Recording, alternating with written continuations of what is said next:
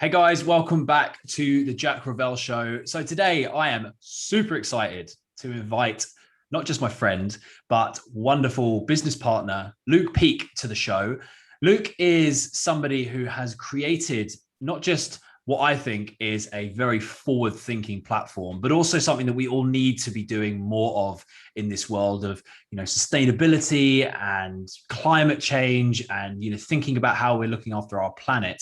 And what Luke's done is created a platform that is all about vegan eating, plant-based diets, looking after the planet in the best way we know how, and also the animals that we kind of disregard a lot of the time. So VEEGS is a platform that essentially brings people into the world of veganism, into plant-based diets, and allows people to really explore what is out there, because a lot of the time people are ill-educated or don't understand how to become, how to eat better, how to sort of look after our planet better. And Luke has created something that is just truly special, and he's here to talk about it today. So Luke, welcome to the show.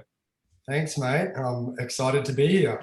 Me too, mate. Me too. I've had a good old think about how I wanted to do this today, and I'm excited to just share your story with the listeners, because I have lots of people that message me on this platform and ask me to kind of cover different diverse subjects, and this is something that not just I'm passionate about, but I know you're passionate about. We've worked together for a while, so let's kick it off with kind of where it all started. Like what got you into the plant-based vegan space in the first place? Yeah, sure. I think I've been plant-based now it's been between 4.5 to 5 years. I don't have an exact time because there was kind of, as we all start this journey, there's a bit of back and forth before you kind of find yourself. But essentially, actually, let me go back a little bit further. So about 6 years ago, my wife said to me, one day I want to live in New York. And me being who I am and always basically, any sort of idea I try to make happen, I said, cool, in a year, let's pack up all our stuff, quit our jobs, whatever we're doing at the time, and let's move to New York City. And she was kind of like, whoa, really? And I'm like, yep, let's do it. And so, 5 years ago, we moved our life over to the USA. We had a 1-year-old dog, Dempsey, who we had to organize getting over here as well with us. And then we got to LA, and we bought like the biggest car, like SUV you could possibly think of, which is a Cadillac Escalade. Probably the worst car for the environment, big V8, like just totally inappropriate for what we needed, but we needed the room. So it was perfect. But we drove over about 2 to 3 months all around the USA, across I think it was 42 states. And the USA is just beautiful. Like every state is just so different. It was an amazing trip. But as you know, when you get out of the cities, your food options are definitely more limited. So we were completely meat eaters at this time. We weren't even thinking about being plant-based, anything like that. So we just ate our way across the country. We were eating at diners. We were eating at steakhouses. It was disgusting. And we got, after a couple of months of doing the road trip, we got to New York, and we're still sort of dining out and stuff, but we just felt a bit gross. We were we need to sort of think about our health. So we started trying to eliminate, foods that we thought would make us more healthy without even really knowing much about, being plant-based. I knew that red meat made me sleep bad at night. So we started by just sort of cutting out some red meats and stuff like that. We were doing that for a few weeks, maybe a month. And my details on this might be a little bit wrong. My wife has a better memory of it all than I do. But then I think we either saw it on social media, or I don't know, we were just browsing through Netflix or something at the time, but we saw a documentary like Cowspiracy, I think it was, or Forks Over Knives. And we sat down one night, eating a bit more of a healthier sort of meal without the meat. And then we watched that and we're like, holy crap, it just sort of changed our whole perception. We're eating like this now to make ourselves feel better for a diet, but there's so much more to this than just the health benefits. And long story short, that's when our mindset kind of shifted from, just going plant-based to health to actually now looking at it about the animals, and which had a huge impact. Like, it made me feel really sort of a bit upset at the time, because I'm traditionally from an Australian background. It was always barbecues and meat, and like that was just our lifestyle. So long story short, it became more about the animals, and there was a transition. Like, we went sort of vegetarian, pescatarian, back and forward, before we finally, maybe after 6 months to a year, we decided to go full vegan. And that's sort of how the journey started 4.5 years ago.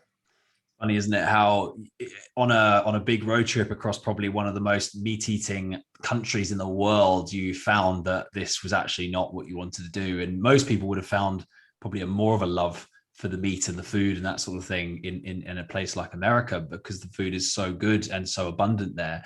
But as you said, it's all about, looking after bigger things than us. And I think that's what is so important about this type of lifestyle, is you have to think about people other than just you, and the sustainability of it all as well. So what is VEEGS, and where did it come from? Tell me a bit about how that came about. Yeah, sure. So, I mean, over the last 4.5 years, I was, as you sort of get, and you know yourself, as you kind of get more into your this plant-based lifestyle, you start to think about more ways you can give back, because you're doing your part to, save animals, but you feel like you can always just do a bit more, because you see that so many more people are actually still, not adopting that lifestyle, to sort of just understand it, and the effects that their way of eating is having on the planet and on animals. So, I was like, at one point I remember like researching how to start a cafe. And I have no background in the food industry at all, no idea, how to run a cafe, but I was thinking about a plant-based cafe. I also was like, remember Googling land in the north part of New York State, thinking about having like a rescue farm and stuff like that. But then I kind of like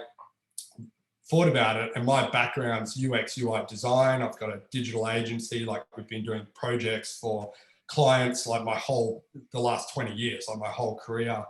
And I'm like, hang on, I can make software. Like, that's what I do. Like, I make mobile apps and websites. So what could I make that's going to give back and make other people's journey into veganism easier?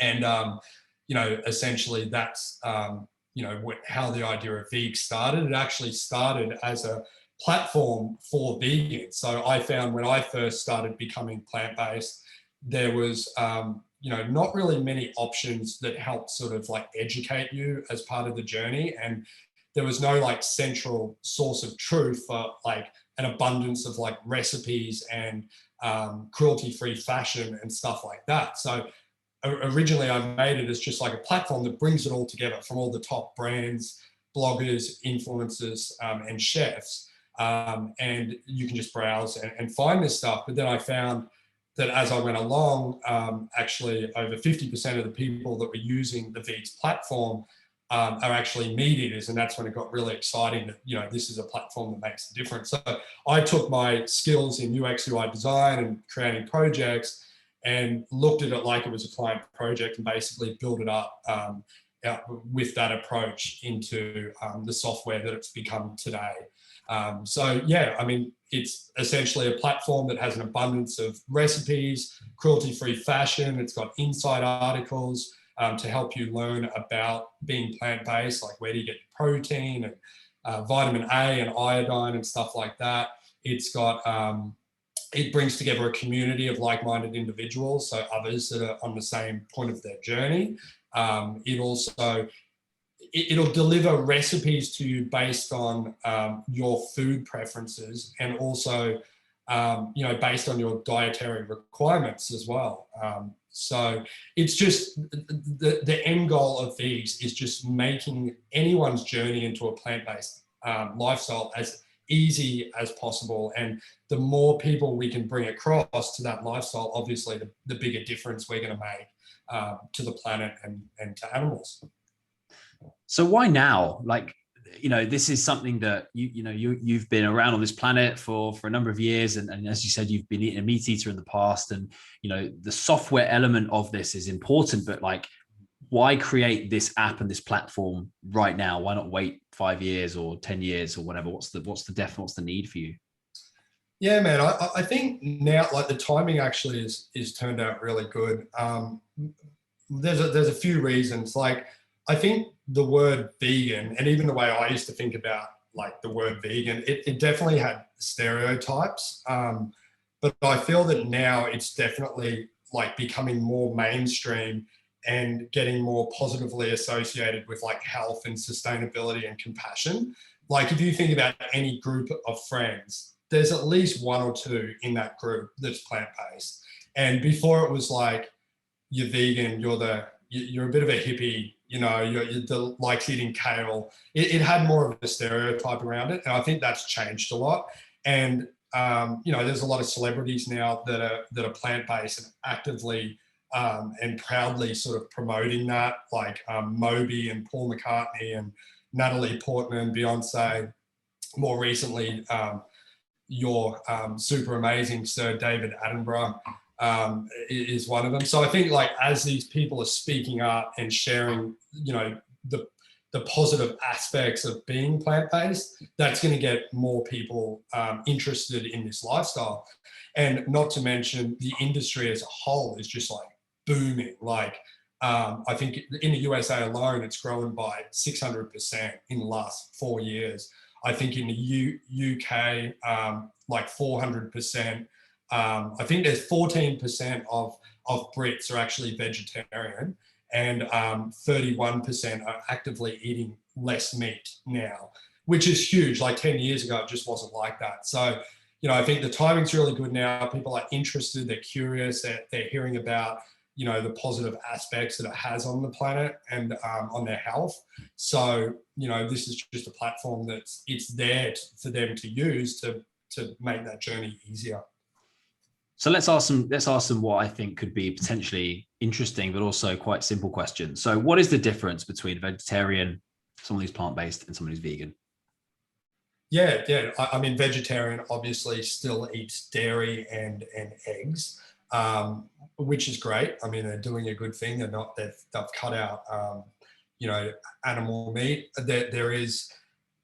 There's still a lot of negativity and bad things that happen around the dairy industry. And I think a lot more people are aware of that now. So I don't really need to go into too much detail about what it does to the animals, because it's terrible and it's really sad.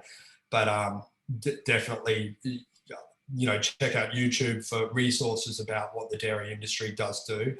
Pescatarian, that seafood.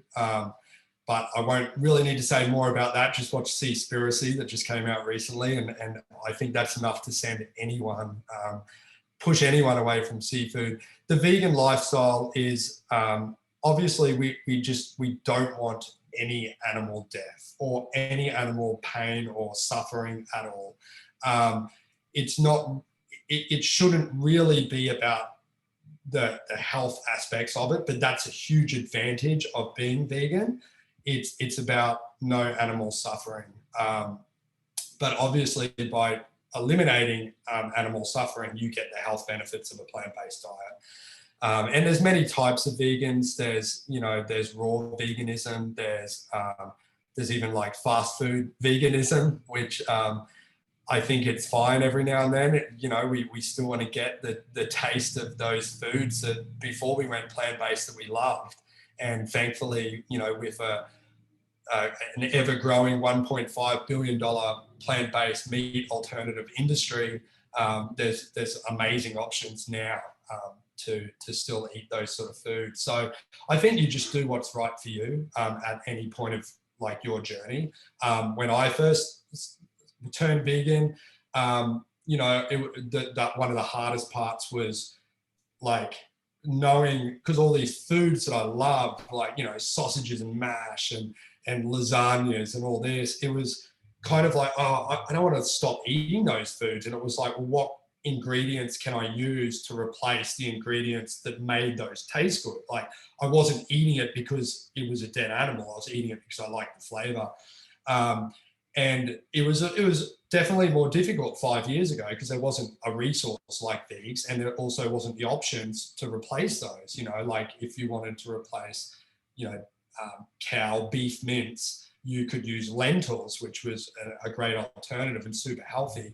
But now you've got, you know, like Impossible, you know, mince and stuff, and Beyond Mince and stuff like that, which I would still say use lentils because it's a healthier option. But if you want to replicate that flavor, you know, you can do that almost identically now, and no animal actually has to suffer or die for that, and still you can still enjoy the food the same way as you did before. So you know, for us, it's like we love food, we're big foodies, and it's about using the VEEGS app or any other resource to like find a way to replicate the meals that we loved and still eat the same way that we're eating before, but just healthier and without animal suffering. And thankfully for us, like we've lived in London, you know, Los Angeles, New York, and now Austin. And these cities do have an abundance of like great restaurants and stuff that make it easier. But I feel like even outside of the major cities, there is also more options like appearing in restaurants and stuff like that as well. So yeah, I think being vegan is just, you know, where you are at your point of the journey and how you can sort of eliminate this animal suffering, whatever you need to do to make that possible and the way you want to eat. I think it's all good. You're doing well just to even be thinking about doing it. And, you know, we can only do what we can do and try our best. And you'll find as you go along, you'll find it easier and easier. And yeah. 20 years ago, the word vegan did not exist. But if it did, it was in a very small community of people somewhere in the world. In the more recent times, it's become, as you said, a buzzword almost. You know, people are promoting it left, right, and center, and there are celebrities. There's Sir David Attenborough. There are, you know, big names promoting this lifestyle change and this word. Where do you think the tipping point was? Like, what do you think happened in the world for people to suddenly go, actually, we need to sort of pay attention to this because this is actually this is a good lifestyle. This is going to help our planet. This is good for the animals. Where do you think that tipping point was? Yeah, man, I think it's just like the data and the statistics and stuff that are being put out there. I think like as we're learning more from, you know, having access to this data through the internet and stuff like that, we're kind of, you know, when it's out of sight, out of mind, if you don't know the damage that animal agriculture is having on the planet, then it's not really happening, sort of thing. And now that it's like, it's just, we all know, like, I think most people know that, you know, the effects it's having on the planet. And we are becoming more aware around, you know, the environment and animal agriculture and sustainability and stuff like that. So I think that, I think it's just an awareness thing, you know, like it's awareness around health and awareness around the effects on the planet. And I think that's what's, like I said earlier, the word vegan has definitely changed. Like it doesn't have that stereotype that it once had, because people understand it a bit more. You know, you're not just a kale eating hippie and you've cut out meat because you're living in the forest or something like this, what people probably would have thought of once upon a time. Now they're like, okay, well, you know, this person actually has compassion and they're trying to make a difference. And there's no sort of denying that and the impact that eating meat is actually having on the planet. I think animal agriculture accounts for almost 20% of the global greenhouse gas emissions, which is higher than all transport emissions combined. So, you know, that alone should be enough to make people seriously think about their food choices if it's completely going plant-based, or at least, you know, eating meat in more moderation to try to reduce that, because it's the future of our planet. And, you know, if you have children, it's the future of their planet. And we all have to sort of band together to make a difference. Also, livestock accounts for over 45% of the land that's actually used on the planet. So It's just crazy. Yeah. Like, and I think that's it. I think people are just understanding these numbers now, and they're all aware of, like, you know, the impact that us as humans are having on this planet, and that's kind of taking the stigma away from the word vegan. It's interesting that you said 45% of the world is being used for like housing these animals, and you know, there's a housing crisis going on around the world. I mean, you lived in London, you know how expensive it is. I'm sure it's the same in New York and other places like that. You think like, well, if there was more land, you know, but then there's the argument to say that if we're not eating as much, animals, right, then what happens to them? Do they keep multiplying? We need more land in order to be able to house them? Like, what's the sort of, I'm trying to think of it as an argument on the other side here. What's the argument there? Yeah, I mean, many people always say that when you say, you know, we want everyone to go vegan, they're like, oh, then there'll just be animals roaming the streets, and there'll be cows, like, and sheep, like, you know, everywhere. But it just wouldn't. It's just not ever going to happen. Like, the whole world isn't just going to go vegan overnight. So it would be like a transitional thing that happens over generations, which I think we spoke about recently that by I think it was 2040 or something like that, they think that 45% of the global population will actually not eat meat. And so that's going to happen over time. And then as that happens over time, the population of the animals will reduce as they get eaten or die out, sort of thing, which will reduce that, and in turn will reduce the amount of land that's being used for livestock. So, you know, that the argument that what happens to all these animals if everyone turns vegan, it just wouldn't happen. Like, people just won't go vegan overnight. I wish they would, and I wish that was a problem we had to solve, but it's the reality is it isn't. So I think it would work itself out over time, and obviously, you know, when that happens, there'd be rescue farms, and there'd be other ways to sort of help these animals so they're not just being abandoned. Yeah. So in terms of lack of education and lack of knowledge around this space, VEEGS does all the work for you because it tells you exactly what you need to know, how to be vegan, how to be plant-based, how to sort of substitute out things that you may or may not, you know, that you liked before, like you mentioned, sausages and burgers and things like that you may have had. But what are the common myths? What are the things that people are like, but I can't go vegan because I won't have this, or I don't know where to find that in my diet if I'm not eating meat? Like, what are the common myths that I'm sure you've heard all of them under the sun? What are the ones that come up the most? Yeah, man, I guess the main one is like, and me myself, you know, being into lifting weights and working out and stuff, was always the old the protein. Where do I get my protein thing? And Game Changers, you know, sort of addressed a lot of that, and made everyone understand that, you know, you can be a super successful athlete or bodybuilder on a plant-based diet. So, and VEEGS addresses this. We have, you know, a whole bunch of insight articles in the app which tells you what ingredients you can actually get, like protein and iodine and vitamin C and vitamin B12 and stuff like that from. So, you know, that's one of the myths, is like, I can't get enough protein to regain my muscles. Plenty of foods that you can, like beans are super high in protein, tofu. There's a lot of like milks and other foods that are fortified and contain proteins within the foods.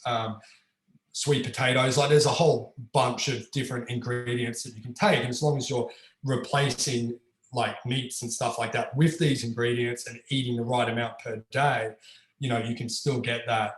And then others are like, well, even for me, like when I first went plant-based, I loved seafood. Like, it was one of the hardest things, and that's why we kind of went pescatarian. I should actually call it sea life, because it's not food, it's life. But going, you know, vegan at the start was like, where can I just missed that. Like, I missed fish in Australia. Like at Christmas, it was a big thing on Christmas Day to get like a kilo of prawns and sit on the beach, and that was sort of our you know, Christmas lunch. But thankfully, like, especially recently, there's like a huge amount of funding going into the plant-based alternatives for sea life. And there's even in the UK, there's some companies that are just smashing it at the moment. And I've tried a few, and it tastes exactly what I remembered. So I think that like people thinking that if they stop, they won't be able to satisfy themselves with the taste of the things they actually like. I think that's totally changed now. Like, you know, beef is one that they smashed it years ago, like with Impossible and Beyond, just came in and just like absolutely changed the game. And you can have like a burger. And my dad, who's the most old school Aussie bloke that you'll ever meet, and it's a positive story with him actually. But you know, he was always on my case for going vegan when I first started. But I've worn him down over the years. But like when he came and visited me in LA a couple of years ago, I went and got these burgers for him, and I didn't tell, like I said, I got myself a vegan one, I got you know, the one you wanted, sort of thing. And he ate it, and I was like, oh, how was your burger? It's like, yeah, it was good. It was good. I bet you it was better than your bloody plant-based one. And I said, yours was actually an Impossible burger. It's vegan. And he was like, sort of like, tried to make a little snide comment like, oh, I thought I could taste the difference, but it was like, it was actually good. Yeah, it actually, yeah, oh God, I didn't know, like it tasted good. Like, so that, you know, that was a good test to see that the flavor was spot on. And my mum actually a few years ago went at vegetarian, and then now she's almost completely vegan. And because she's making food for her and dad, my father, now he's not vegan, he's not really vegetarian, like he still eats meat, but he's cut it down to like a couple times a week now. So he'll just eat whatever mum puts in front of him, and he'll cook himself sometimes when he wants to, like, you know, add that food. But he's really like sort of gone down to moderation, which I think is great. You know, like he's 70 something years old. He's been living the way he's been living, traditional Australian sort of eating for his whole life. It is hard for someone of that age to suddenly change the way they eat. So I'm super proud of him and how he's going. And, you know, hopefully one day he'll completely eliminate it. I know when he does go grocery shopping, he will grab a plant-based option a lot of times instead of the meat option, which is good. So, yeah, I mean, I think it's just like, to my point, that's, the myth is like, you know, once I go plant-based, I'm not going to be able to eat these foods. And you so can. And when you are eating them, you're actually eating healthier versions of them. And, you know, just as satisfying. So, yeah, it's just, you can still get all of the proteins that you need. You can still get all of the vitamins that you need, and you can still eat just as well on a plant-based diet. It's so true. I think that when you think about the supermarket, right, and you think about what's in it, if you were to name animal-based proteins, you could probably get to what, like 10, 12, maybe 15 if you get a push, if you're getting kind of, you know, specific, like pheasant and all sorts of other random things like that. But then if you try and name vegetables, right, and essentially like anything that comes from a plant or a tree or a bush or from the ground, basically, you have like the list goes on and on and on. And I think that one thing that really made me, when I switched to a plant-based diet, I was really confused as to like what I would base my plate around, because I was brought up with the whole meat and 2 veg, you know, like mum would just, you know, that's your main thing, and then you fill it with other stuff that you've got in the cupboard, right? But changing my mindset to like, actually no, the main thing is actually the plant-based something, whether it's the big sweet potato or the lentils or the whatever. And actually when you eliminate that, you get more creative with your cooking. And that's what I've loved so much about it. And I think that that's one thing when I've had conversations with my friends about like the same question comes up: how do you eat? What do you eat? What do you live off? And it's a great question, because you can just say to them, well, what do you normally eat? And then you always have something that you can come back on, you know, like you just said, with burgers or sausages, or, you know, they do tofu and seitan make great chicken, you know, like it's all that sort of just that difference. Yeah. So what I loved most about VEEGS when I downloaded it and started using it was that all those recipes are right there at your fingertips. So you don't even have to think about it.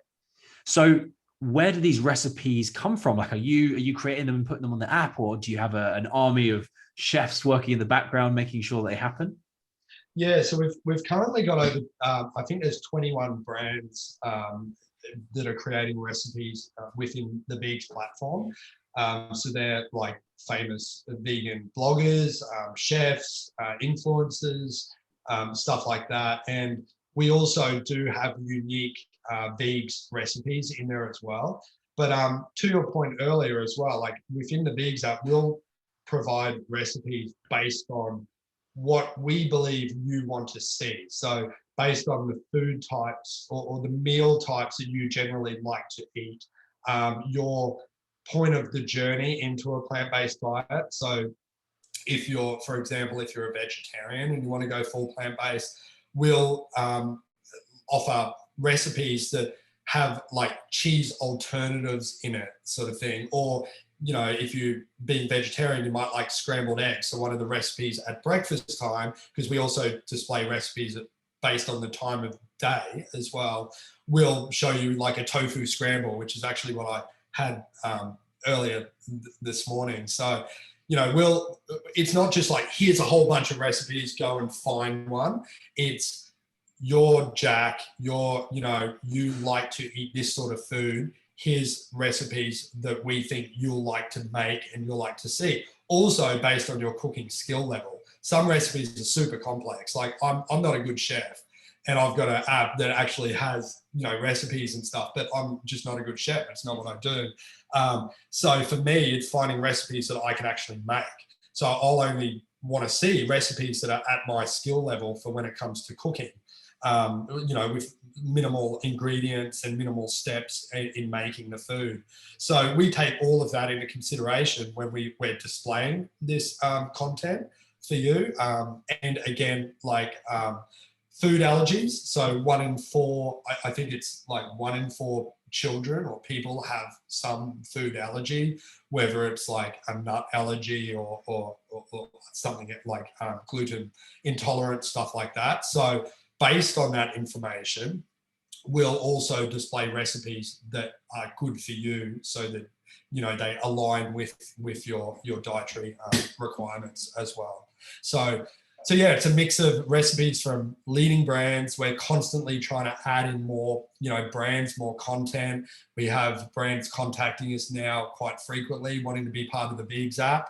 And we definitely sort of pick and choose who we want in there. You know, we want it to be quality content and, you know, beautiful food options and meal options. So, and as the fashion side of it, again, we've got about 20 different brands in there as well. So it's all cruelty-free fashion. They're all brands that are 100% vegan, sustainable.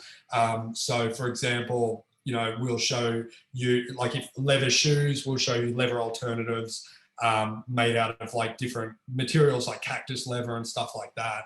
And you can browse and you can shop, and then you can click off to the store and actually go and purchase that product. So it's got an abundance of both recipes and fashion within the app. Yeah. So one myth that I hear all the time is that it's expensive to be vegan. Is that true? Man, not at all. Like if you think of like, if I think back of my shopping before I went plant-based, like, I don't know, be it $200 to $300, and at least half of that would be the meat. Like it was always, you'd go through, you'd grab the veggies you want, put it in your trolley, and then you'd get to the meat section. It was like $15, $20, like $12, and then you just suddenly see your thing go. It is definitely not expensive to be vegan.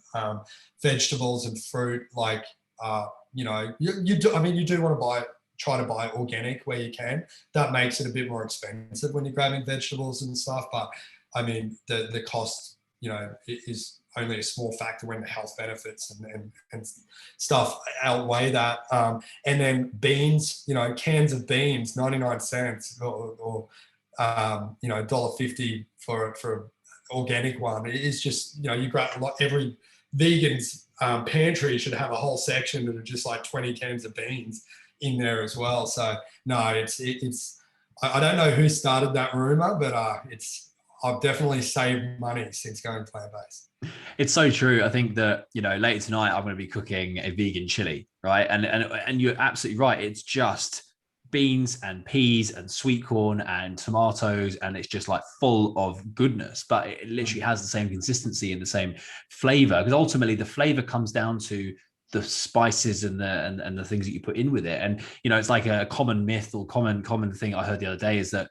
bacon bits aren't actually, they've got zero bacon in them whatsoever. It's just a flavor thing, which is just kind of crazy, because if you ask anybody on the planet who doesn't know that what's in bacon bits, the first thing they'll think is bacon. They'll think pig. They'll think you know, meat, but it's not. It's just a flavor profile.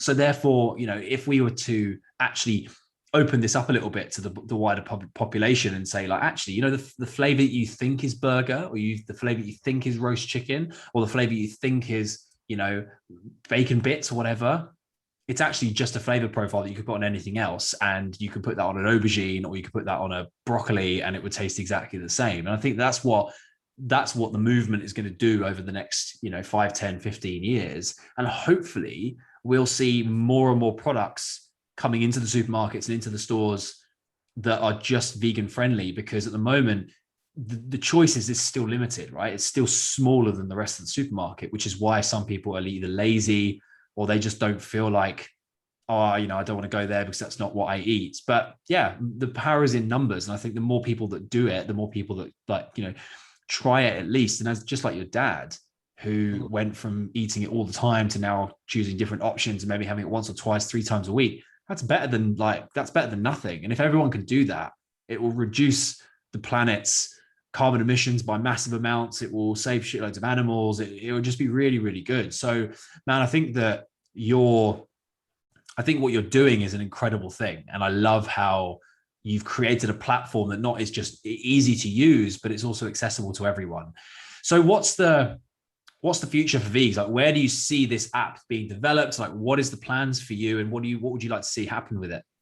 Yeah, man. Firstly, I just want to say, I think you hit the nail on the head with it being about flavor. Like, I think that's really it's all like, we eat because we love the flavor. That's why we choose certain meals and we dine at certain restaurants and stuff like that. And I think as we get more options that satisfy that flavor, which is what's happening now, like, there's so many good plant-based alternatives, and we're more aware of different recipes to cook that taste really good for plant-based meals. It's going to create a big shift. So I think flavor is really the key word. Like, people, like, when I was eating meat, I wasn't doing it because I wanted to kill a cow and eat a cow. Like, I was doing it because I like the taste of that food. I don't think anyone, like, unless you're a psychopath, could walk down the street right now and just go, like, kill an animal and then drag it back home, chop it up in their kitchen and then eat it. Like, we just couldn't do that. And that's why we sort of have made up these words for dead animal, like meat and sausages and stuff like that, to disassociate it with the animal so we can actually eat it. I think I read that by being plant-based, you can save up to 30 animals or something per month, like almost 200 animals a year, which for each person that's plant-based, like, that's a huge amount of animals that you're saving. And, like, there's no way in the world anyone could kill that amount of animals on their own per year to eat food. So as the flavor options become more abundant and we've got all these, like, great alternatives, I think, you know, that's really the key to making a change. So I just that was an awesome word for it. I think a lot of it sort of, it revolves around that word flavor. But for the future of VEEGS, it's constantly evolving. Like, I've got a team of amazing developers that are working on it. Like, each week we're doing app updates at the moment, almost like fortnightly or once a month. And introducing, like, new features, and we're always listening to our community. And we've got a little survey that pops up asking them if there's anything else they'd like to see in VEEGS, what they love about it, what they dislike.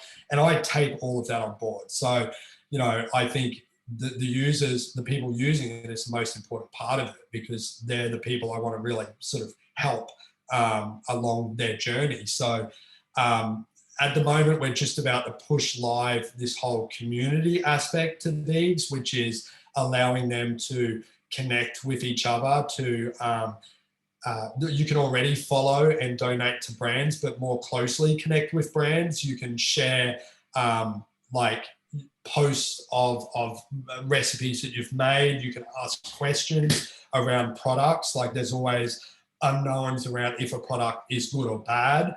And you might see on Facebook, like a lot of people ask, like, what's this product taste like? Or what's a good vegan cheese? And thankfully now there's a lot of good options, but just allowing the community to be able to better connect with each other.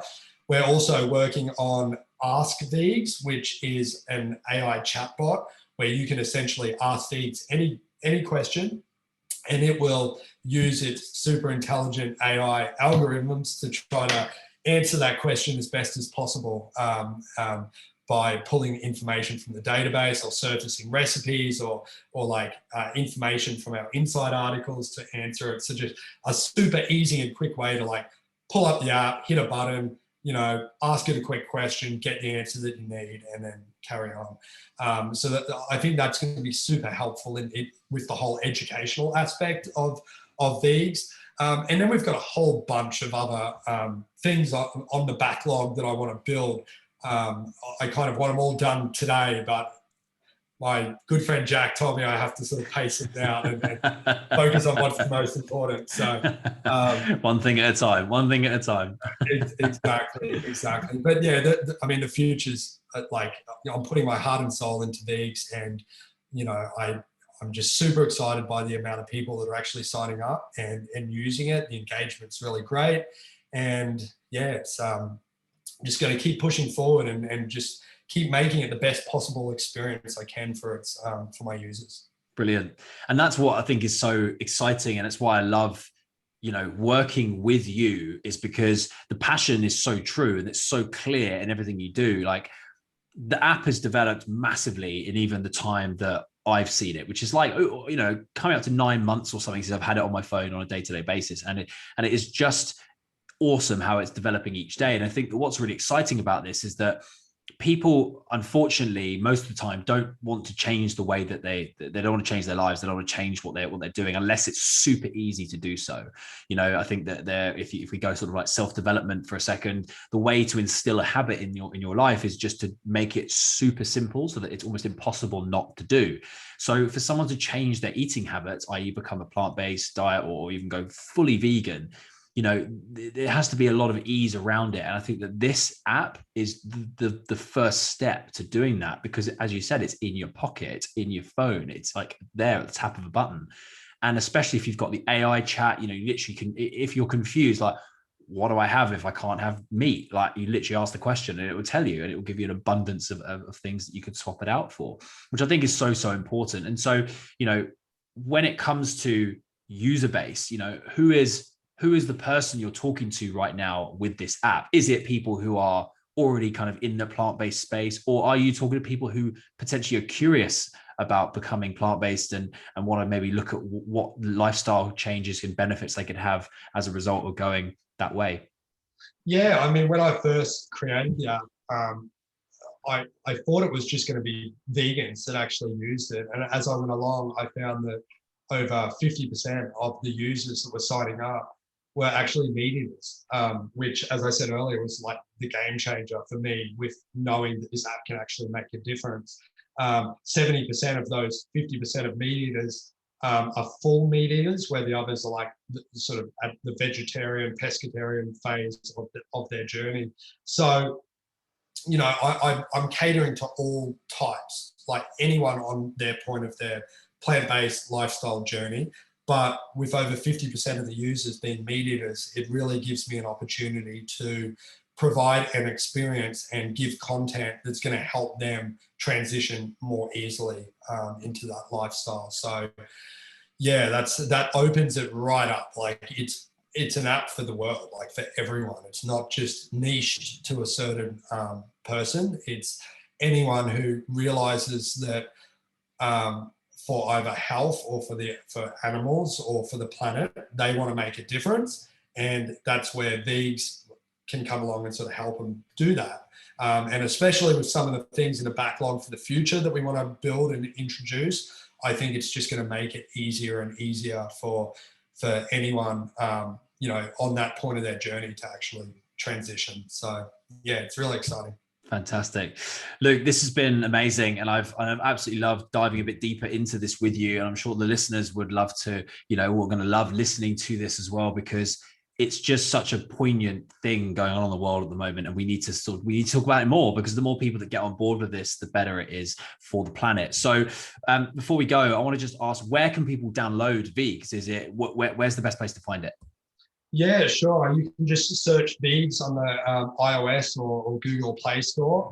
We launched the Android app just a few weeks ago. iOS has been up for maybe 9 or 10 months. You can also go to www.veegs.shop, and there you can browse through all the recipes and fashion. But I definitely advise installing the app, because that's where the magic happens with delivering the best experience based on your requirements. So yeah, check it out on the App Store, and if you love it, leave us a good review. If you don't love it, send me an email and let me know why, and I'll endeavor to make it better. Amazing. Love that. And I'll put all of that in the show notes below, so that you don't have to go far to look to find the app. Luke, this has been amazing. And if anyone wants to find out a bit more about you and kind of your journey and sort of, what's going on, or even just wants to carry on this conversation, where's best to find you personally? Sure. I'm on Clubhouse, so you can search me there, Luke Peake, LukePeake, or Instagram. I'm happy to connect. I've got a personal account, but more the merrier. Connect with me and let's chat. Also, VEEGS is on Instagram as well. You can always, message me through that platform, and I'll get back to you. But just on any of the social platforms, you'll find me. Amazing. Good stuff, man. It's been a pleasure, and I look forward to seeing this app develop even more than it already has done in the last couple of months. I'll speak to you soon. Legend. Thanks, brother. Talk to you soon. Have a good